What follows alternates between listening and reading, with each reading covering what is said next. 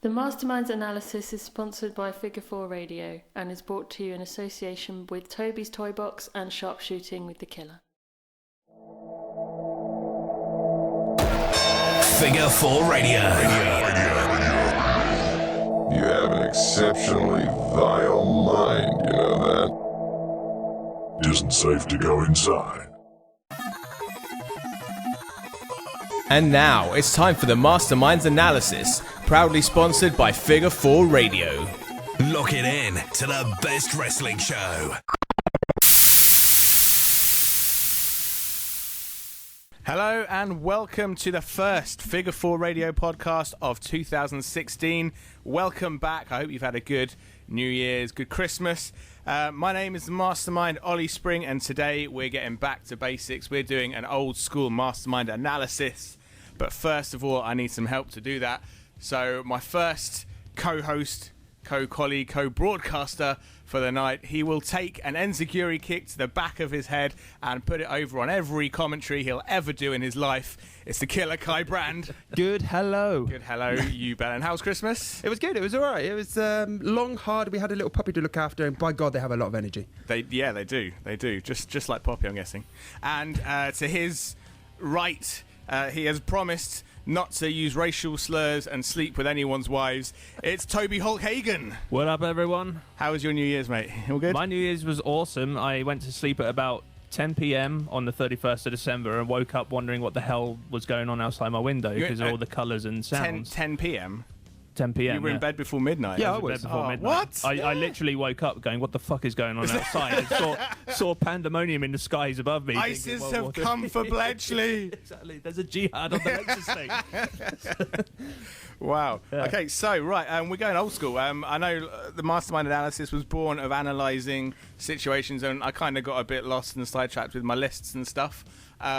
We had some fun with John Cena and Brock Lesnar, didn't we? John Cena. Those were some good podcasts, right? Yeah. No, I like them. I'm looking forward to this. We're going to analyse the crap and, well, just generally talk a lot about a character who has had a bit of a character change lately in the past few months, Roman Reigns. Yeah, no. Wait. We're not doing Paul Heyman?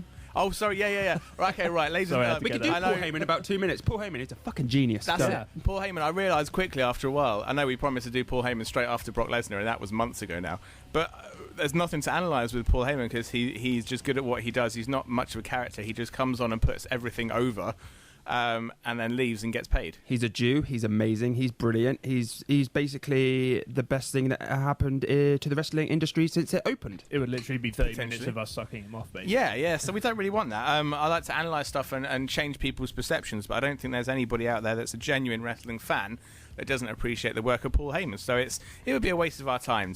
We'd just be putting our noses right up his bumhole, and no one wants to hear that. So no one's really a fan of Roman Reigns, so we can just that's the rip thing. it It's into him. much like Brock Lesnar, much like John Cena. He's got mixed reactions, but at the moment he's a very interesting character in the wrestling world. Did you guys see TLC? Yes. Tables, ladders, and chairs. Love December the ending. This is it. And as soon as I saw this ending, I was like, holy shit, I've got my next Mastermind topic. Okay, so Roman Reigns, for Toby and those who haven't necessarily been watching what he's been up to. That's Roman, not Toby. I don't think anyone watches what you're up to. Well, I hope not anyway. Roman Reigns, he's been booked in the John Cena formula. Good guy, superhero guy. He wins everything. And when he gets beat down, it's the insurmountable odds. He always does the right thing, says the right thing. He's that role model for children, blah, blah, He has blah. that sense of no matter what, you're going to like this guy because we tell you to. Kind of, yeah. Basically trying to beat it into you to like him. That's kind of what the WWE's gone down. I mean, talking briefly on Royal Rumbles, I know next week we're going to be looking at Royal Rumbles an awful lot with Kai. Mm-hmm. In the Royal Rumble 2004... which was the year that Batista won it. Roman Reigns, he was kind of up and coming. He wasn't being pushed that much yet. 2004? 14, sorry. Yeah, that's 14, my bad. Was that the Blue Teaster? That was the year of Blue Twister. Yeah. I've just dropped a Bram bollock, haven't I? Have you seen Bram and TNA? He came out going, "I'm gonna be the superstar of 2006. 2006 is my year." And everyone's like, "Oi, dickhead! It's 2016." He's like, "Whatever!" Like complete idiot. 2014. I know it had a 4 at the end of it. Roman Reigns didn't win, and everyone booed. Yeah. Then he spent the next year being pushed down everyone's throats.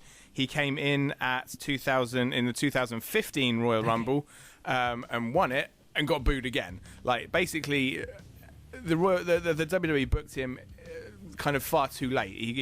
They didn't push him when the fans wanted him to be pushed, and when the fans didn't want him to be pushed, they did push him, and it was all a mess. 2015 comes to an end with the TLC pay-per-view. Roman Reigns, that was the one where he won. No, he hadn't won. He had the TLC match with Sheamus.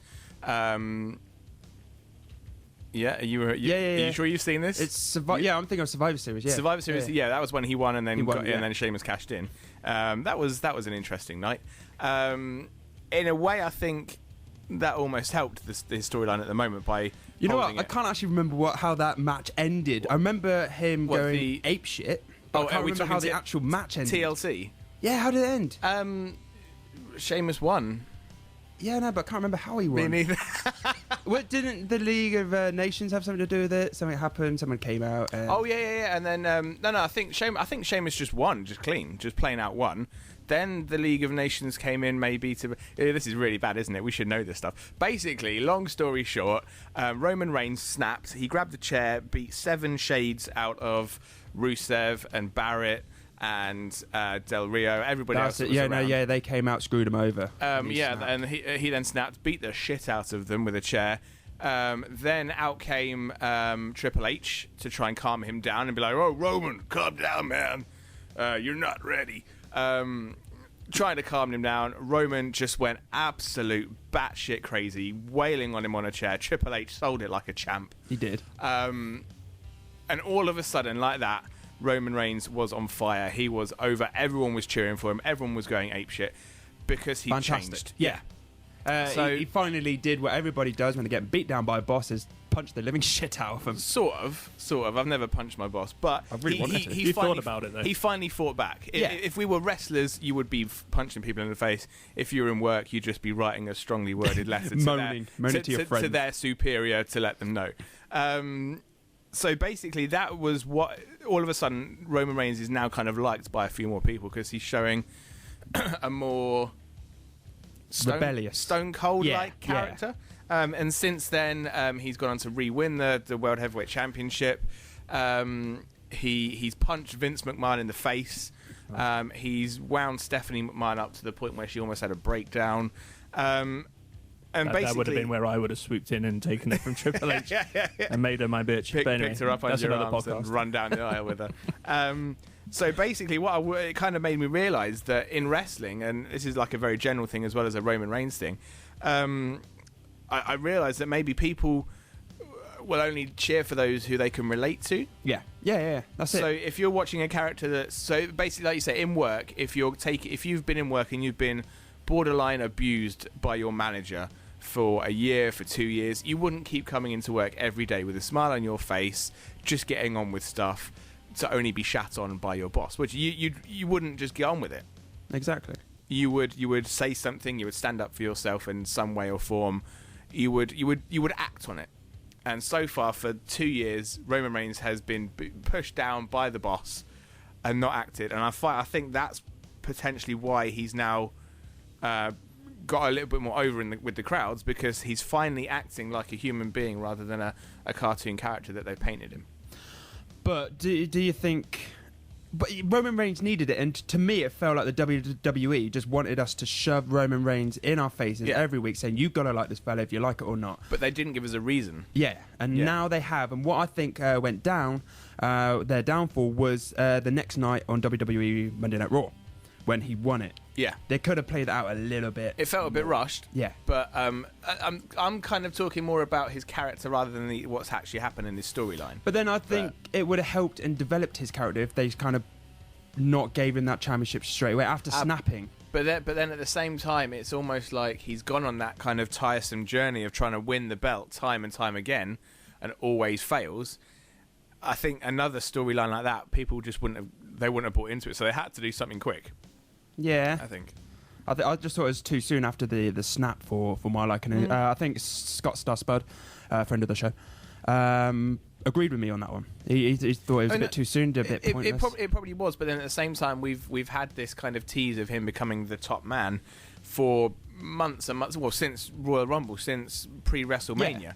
Yeah. So I think they had to do something, and they basically said, "Fuck it, let's just give it to him quick, and then then restart his character." But it's almost like you're saying, like when he was being put on the throats. Toby, if I said to you, "Go watch," let's pick a movie off the list. Go watch Empire Records. Okay. You'll love it. Would you just go and watch it? Would you love it just off that? I would smile and take the DVD from your shelf, and then when I got home, think I'm not going to watch this until I'm ready, and that could be a year from now. Precisely. Yeah. Whereas if I said, Toby, I've got this movie here. It's about these guys owning a record store, a record store, vinyl. There's a whole little team, and there's lots of little dynamics within the team. The main underlying story is about this dying record industry shop that's looking to close down, and the passionate workers in this shop are vying to keep it open any way they can. I think you'll like this movie. Go watch it. Would you be more inclined to go and watch it? I would get my mum off the couch, kick her into oncoming traffic, and then put the DVD on straight away and watch it. So you give someone a reason to like something, and they're more likely to like it, rather than just being told, "Watch this." Why? I said so. It's good. Yeah. Like you need a reason to get into someone. I think that's with Roman Reigns snapping. People are now starting to think, yeah, that's what I would have done if I was him months ago. Is this a similar thing to like when Bob Buckland went, like he kept going insane? Do you remember that? No, it's just Bob Buckland. Yeah, I think he was never. He was just nuts. I think. Right. But I love Bob Backlund. Bob Backlund was brilliant. Who was the last guy in that? The now Roman Reigns role to be up against the Authority? I mean, Stone Cold is a very obvious He was the one. big one, the franchise star. But then, as I said, at the moment. There's been John Cena. They kind of had to go at him, but he's about out. Randy He's Orton? on a bit. Randy Orton. Kind of. I don't think anyone's really had that same focus as Roman Reigns, and that's the thing, is that they're positioning him to be bigger than all these people. Yeah. But not giving us a reason why. But for me, I think it was the biggest thing. I was walking to work the next day after watching TLC, and I kind of clicked, and I was like, so I was trying to figure out why everyone's now cheering for him. Why does everyone now like this guy when they've booed him relentlessly for God knows how long? And I said the main thing is, it's because what would you do if you were in that situation? Fair enough, maybe, like it's a very general thing, but if you were Stone Cold Steve Austin and Vince McMahon was always cheating you out of your opportunities and making life ridiculously hard, you wouldn't just not care. You wouldn't notice it, you wouldn't brush it off, you would act, and that's what Austin did, and that's why he was so over. This is the kind of thing, because what I was just thinking about is, for so long we've had this Authority, the Empire, beating down everybody, and everybody's just kind of gone, yeah, not getting standing up to it. And now one man stand up, the whole place is now standing up. All the fans are going, yeah, that's it. They're finally behind him, because fuck I think you. He's punched Vince McMahon. Exactly, and it's about time. On paper, it's a horrible thing to do. But like Bully Ray and putting Dixie Carter through a table in TNA, on paper, you put it in a news headline, and it's like, holy shit, it's not a good thing to publicise. But it's the whole point of wrestlers doing something that you can associate with, that you can empathise with, and you know exactly what they're thinking and feeling by their actions, rather than just, he's probably saying that because it's on a script. I think that's why Batman is such a popular comic book character, because no one really has that kind of infinite wealth and stuff, but there is that element of, I could do that. Yeah, yeah. You feel that kind of, because he's not from another planet, or he wasn't involved in some nuclear explosion that gave him superpowers. He's just a guy. He's, albeit with disposable income. Money. Yeah. So you think if I was fit and athletic and had a shitload of money, after a while I would probably, if I was living in a city that was racked with criminals and all this sort of stuff, and if someone said, we can make you a bulletproof suit where you can fly and drive this really cool car, you'd do it. Yeah. you do it, and that's what it is. Like, I'm too lazy. I probably wouldn't. Well, you'd be like the Oracle. You'd be at home giving. I'll be Alfred. Me and making the tea for when you get home. Ollie and I would be racing around in our underpants, saving people. But like, yeah, if I was fit and healthy like Batman is, I would. Like, if I knew all that kind of kung fu stuff, I know I wouldn't be my weight and my health levels and my energy levels. I'd probably be a little bit more fitter and athletic and want to be out there. So, but the difference is, I don't think Roman Reigns is going out looking for trouble. He just wants to get the championship. No, that's the whereas thing, Batman is kind of going out looking for trouble. Roman Reigns just wants to get on with his life. He wants that number one spot. He's got that number one spot, and there's this little prick who's 70 years of age who looks phenomenal for 70 years old. Yeah. And I want him drug tested. He should then. He's like, people just beating him down, and finally he's snapping. This is the point we're making. Whereas I think that's different to Batman, who's going out looking for trouble. Roman Reigns doesn't want trouble. He just wants to go home to his family. If you were 6 foot something, jacked like Roman Reigns is, had the look that he's got, and a bully was bullying you, you think you wouldn't just take it. You would, and that you would snap. You would like. Let's think. Like, who do we like? I know Toby. It's quite easy to go. So Rick the Model Martel. Yeah. Why did you like him so much?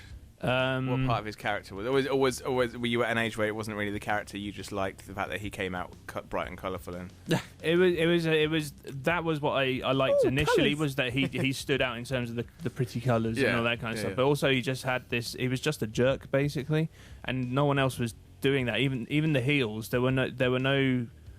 You wouldn't look at them and think that guy's just a fucking prick. Like there were people like, I don't like him because he's got a beef with Hulk Hogan, or I don't like him because he slapped Macho Man on his wedding day and stuff like that. Whereas with Rick the Model Martel, it was just his character as his persona was so convincingly portrayed as this just an arrogant douchebag. And I guess if you were a model, quote yeah, unquote, I don't know if he ever was a model, but that was his character. So I'm guessing that if would you kind of think that if you were in his shoes, you'd probably be a bit arrogant because you're a model. And at that age, because I didn't have any other frame of reference. So, obviously not now, because I'm a humble person. But so regardless of their status as a heel or a face, if you look at this guy, Rick Lawler, and think, actually, you know what? Yeah, if I was that guy, I'd probably be a bit of a prick as well. Because he never felt vindictive or evil. He was just up himself because he was a model, right? Yeah, he didn't know any better. Yeah, there was no innate evilness about him. He was just the way he was. Yeah, and that's what I liked about him, was that he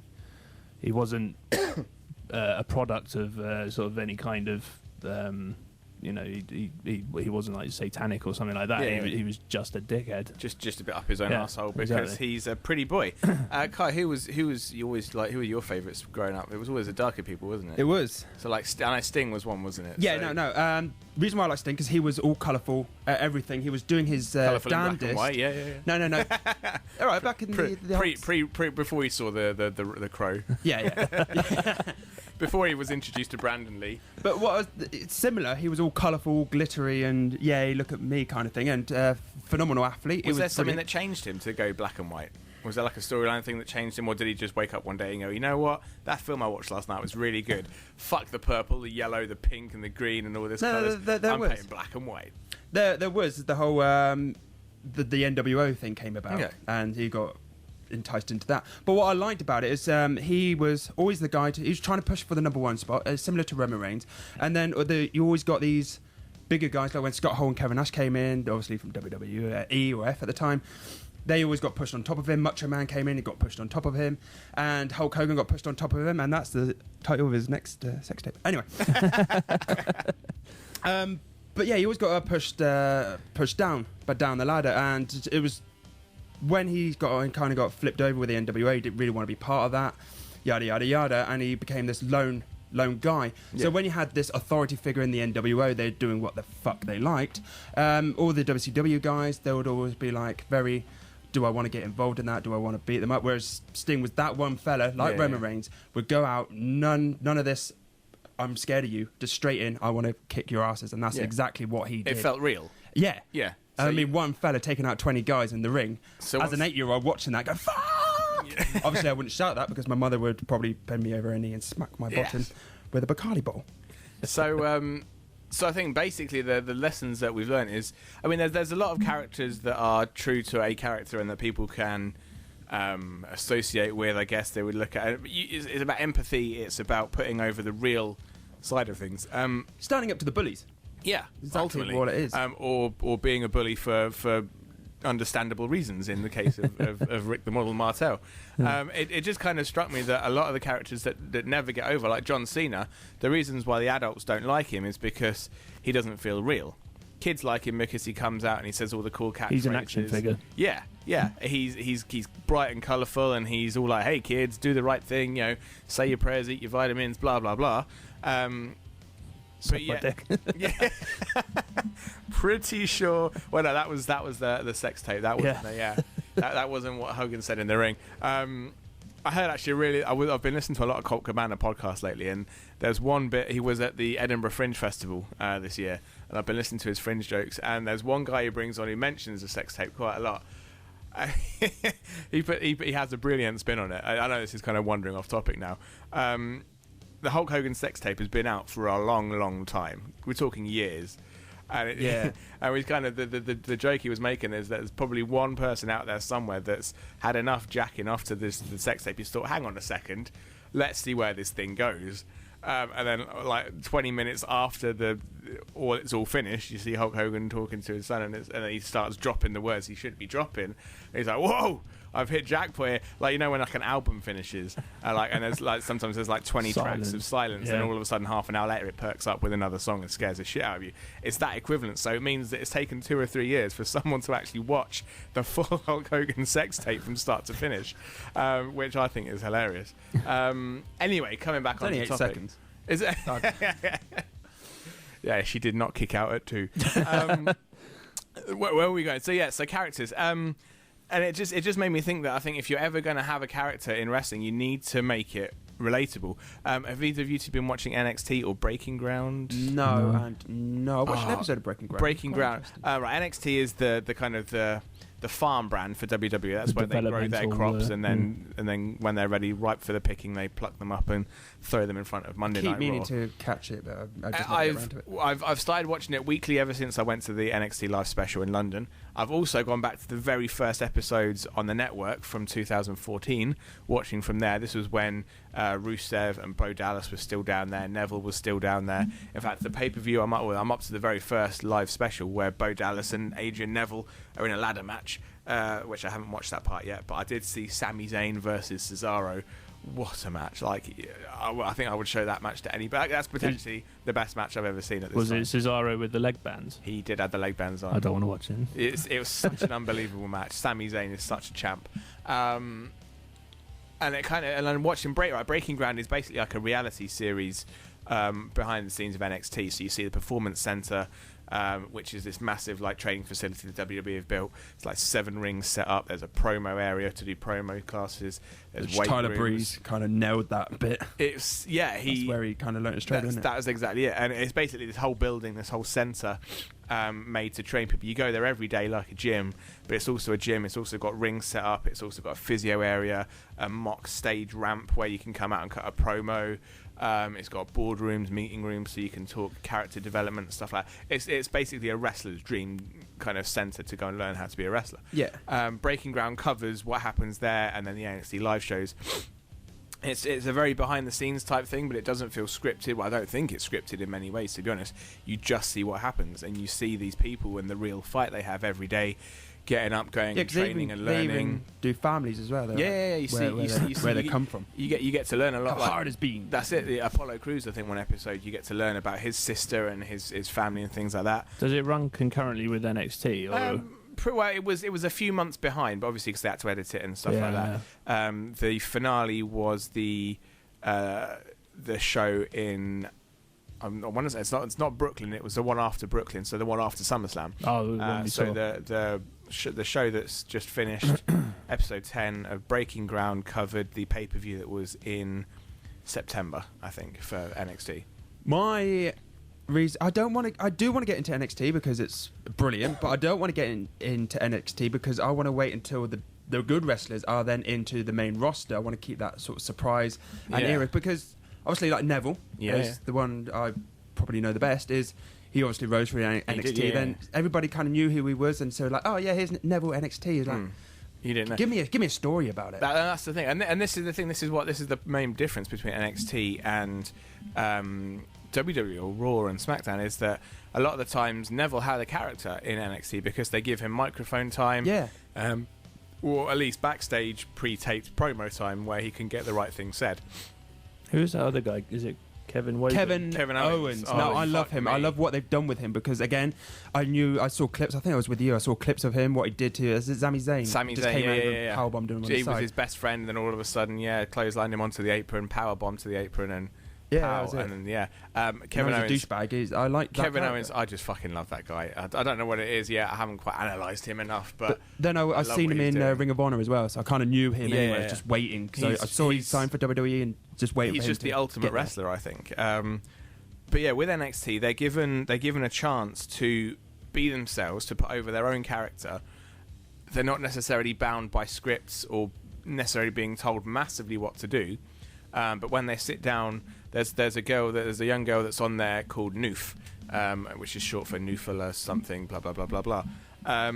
And she's discussing. You see her. There's one episode where you see her with William Regal discussing her character. She's given the name Aaliyah from management. Triple H has said, right, that's your name. And she's then William Regal then says, okay, right, we'll go and figure out who Aaliyah is. And she comes back and says, well, I've got a Syrian background or a Middle Eastern background, so I'm thinking maybe belly dancer.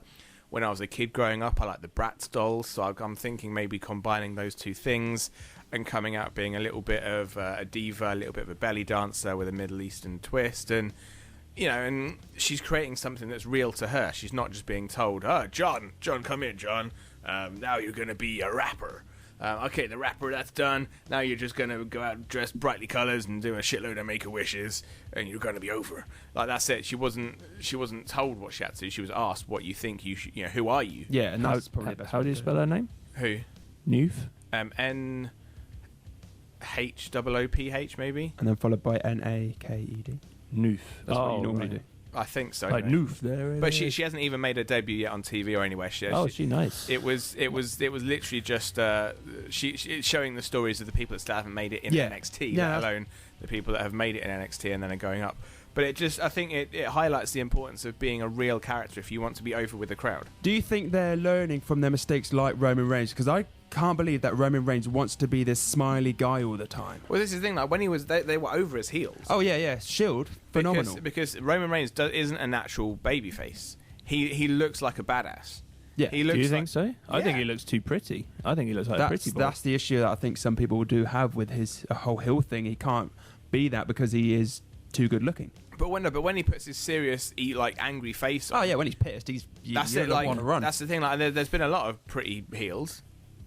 The Rock, Rick Model Martel. Kyle Brand. Questionable. Before the accident. Yeah. But it's the thing that is you got to feel real. Like I think when we've tried out commentary and I tried to be a heel commentator, it was I didn't feel real because I don't think I'm necessarily a bad person. I don't like talking bad of people, so putting someone down on commentary doesn't feel natural. Whereas I don't give a shit. You're a bit of a dick, so it works. Yeah, you know? I remember I was meant to be the sort of the face, and then I insulted Dunstable. So I was like, yeah. You were like, me actually, being this feels good. Dunstable, you suck. you're a bunch of dicks. I did try to do. You remember I did the commentary on the Halloween matches a year ago, and I tried to basically big up the heels, but basically all I can do is color commentary and just make fun of everyone. Yeah, and yeah. I'm the macho man of the commentating group, which is why you never hear me do it. Yeah. Oh, that's a nice windmill slam. Nah, no macho. That's a vertical suplex. Gonna kick him up the asshole. What a headlock takedown. No macho. That's a DDT. Yeah, see, I think it's so much of wrestling is the emotions and the feelings behind it. Like a lot of people go into the ring and think they have to learn the moves and go and lift a shitload of weights. Robbie E, when I heard him talk and when we talked to him, he was saying the most important thing in wrestling is your character. Who are you? What are you doing? Why are you doing it? And I think that Roman Reigns is okay. Maybe he's once again now been told. He's maybe been told to be a bit more of a rebellious guy, start kicking ass. But people can relate to it because that's what they would do. If what would Roman do? He wouldn't just stand up and smile. He would. If Vince McMahon was pushing him over the line, he was going to get fired anyway. Fuck it, I'm going to punch my boss in the face. See, that makes sense to me. If someone says like, if as soon as I know that I'm going to lose my job, like all bets are off, then you've got nothing to lose. That's the thing. So in the match where he punched Vince, he managed to goad Sheamus in. In fact, no, Sheamus was like, "Oh, I could win so easy. I'll take you on for me title." Wrong accent, I know. I guess for his turtle. Near enough. Yeah, well, That was alright. I was quite impressed. For my WWE World Championship. So he was like, "Oh, I could beat," and then Vince was like, "No, there's no way you're putting on the line." Then Roman Reigns said instead of potatoes, he had tater tots. Yeah, that was it. Insulted his testicles, basically, and then insulted Vince, and then it was like, you got your match." But it was basically if Roman Reigns wins, he wins the WWE World Heavyweight Championship. Yeah. If he loses, you're fired. So it was, and I think it was that kind of classic thing where he'd hit all his moves, he'd gone for a pin, and Vince McMahon pulled the referee out just as he was going to get the 3 count. So that's the thing. If you're Roman Reigns, you think, well, I'm probably going to get fired if I lose this. There's no way I'm going to win it. Fuck it, I'm going to punch him in the face. And then all of a sudden he's over. On paper, yeah, it's a bit bad, but when the headline says, if the headline were to say oppressed worker Punched boss in the face. I think he's a legend. Snaps after years of abuse, punches boss in the face. You think, years of abuse versus one punch to the face, it's no biggie. Whereas if so it depends how you tell the story. They just reminded me of one of my probably my all-time favourite animated episode of the Batman series from the 90s, an episode called Over the Edge. And basically it's revealed that Batman is Bruce Wayne. And then there's a scene in the Gotham PD where they're watching the news, and there's like Harley Quinn and the Riddler and all these the Rogues Gallery sat on this couch, and they're all crying and stuff, and they're like, "We're just psychotic individuals, but we can't help the way that we are. But now that we know that Bruce Wayne has been beating us up for no reason, we're gonna sue him." And then it's like the most logical thing possible. Like they just I have my money on Alfred punching Bruce. Is that enough? Snapping. That would happen. Yeah. Maybe. He didn't eat a lasagna. Fuck it. Punch in the face. Little bro. Well, depending on which one you believe, one of the backstories of Alfred is that he's ex-SAS. And he doesn't take shit from anyone. So. But anyways, meanwhile, back in the wrestling. we've discovered that John Cena is Superman, Roman Reigns is Batman. There we go. So I think basically the lesson... Dean Ambrose is Robin. Yeah. Yes. Boy wonder. Something about Dean Ambrose. You know how I don't like him because of the way he looks? Okay. I have a black sleeveless shirt, and I had jeans on, and I put them on yesterday, and I caught myself in the mirror. I was like, oh my god, I look like a fat balding Dean Ambrose, and I feel fucking awesome. So now I feel like Dean Ambrose whenever I wear that attire. So now I have more respect for him Dean based on his Ambrose costume. when he goes to TNA because you put a vest on. I was like, oh hello. So I think the lessons learned there from Roman Reigns is wrestlers and people out there, if you're looking to build a character, make it believable. Be who you are. Be something that you can relate to. Because if you can relate to it, there's a damn sight more chance that other people are going to relate to it when they see you in the ring. True words never spoken. And Would Roman Reigns' character be helped by a return of the Shield? Potentially. Well, I mean, they've been dragging it out. Yeah, but there's always money there. It's going to happen eventually. Oh, yeah. But I think if you're going to push Roman Reigns as a character, you can't make this guy that turned up as a complete badass into this kind of smiling... It didn't work for The Rock. It won't work for him. That's it. There you go. Like John Cena was never really portrayed as a badass. He was portrayed as a horrible rapper that pandered to people. Who smacked the boss's daughter's ass. There you go. Got away with it. Yeah. Essentially. So I want that job. It was, it's all about being believable. So if you know what you're doing and why you're doing it, even if it's something simple, like Mr. Perfect would have said, I'm here to be the best, I am the best, I'm going to prove it. There you go. Not just because, I want to be a wrestler. And why are you lifting weights? Well, that's what wrestlers do. Yeah, but do you want to do that? Like, is that your character? Is your character going to be a bodybuilder? I mean, bless him. Kai Payne was asked by Robbie E. So what's your character? Yeah, and he was like, I'm Kai Payne, I'm arrogant. He's like, yeah, every heel's arrogant. Who are you? Why are you wrestling? And he was like, poor guy. And that's the thing is, there's a lot of people out there, a lot of people that would think you just go, you learn the moves, you lift a few weights, you get in shape, and then you're a wrestler. But wrestling. I can't help if sorry to cut you off. If right. Kai Payne at that time of what he was doing in his career was kind of told what to do, it's similar to what Roman Reigns was being done. So he didn't quite know where he was. A lot of people need guidance in their characters, I would say, just to kind of think about it. Because a lot of people don't think they think that. Because wrestling, I love that video. I'm not sure if you guys have seen it. Wrestling isn't about wrestling. Wrestling isn't wrestling. Wrestling, it's a soap opera. It's a pantomime. It's a live stage show. It's still real to me, damn it. Yeah. That's the thing, and there's a very real aspect of that. Like if you're watching EastEnders, you know, you know gave a shit who died at Easter. That's Christmas it. There's people that cry when people die in EastEnders because they relate to characters, but they know it's a fucking act. Yeah. You know, but you buy into it, and that's what it's all about. You can go and lift weights, you can go and learn how to do tornado, tilt-a-whirl, DDTs off the top rope. Look good. That's it. You can go, lift weights, but if you don't know who you are, and if you're not a believable person, you're never going to get over. So spend some time, learn from Roman Reigns, and learn your character. Be believable, be someone that people can relate to, and you will be over, my friend. Well, I think that's kind of all we've got time for, I think, for the Mastermind analysis this week. Thank you very much for joining us for the first show of 2016. Whoop! Happy New Year, people. Next week we will be back with the Killer Sharpshooter. We'll talk about Royal Rumbles. And then the week after that, we've got a very, very special show. We are going to be coming to you live from MK11. We're not going to be coming out live. We're going to release it the morning after because... But we'll be recording live as well. We'll be recording live from MK11 Kiln Farm Club. Check them out. They'll be showing the Royal Rumble live. There's a whole heap of activities going on. There's going to be like a quiz, I think they said, and maybe like a prize draw. Everyone's going to pick a number out, and whoever wins the pot. It's going to be an awesome night. MK11, check them out on Facebook. We're going to be there. We hope you'll be there too. But next week, Killer Sharpshooter, Royal Rumbles.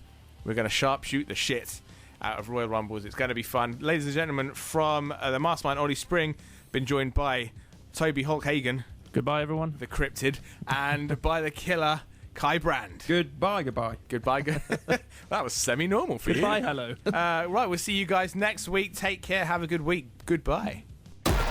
Figure 4 Radio.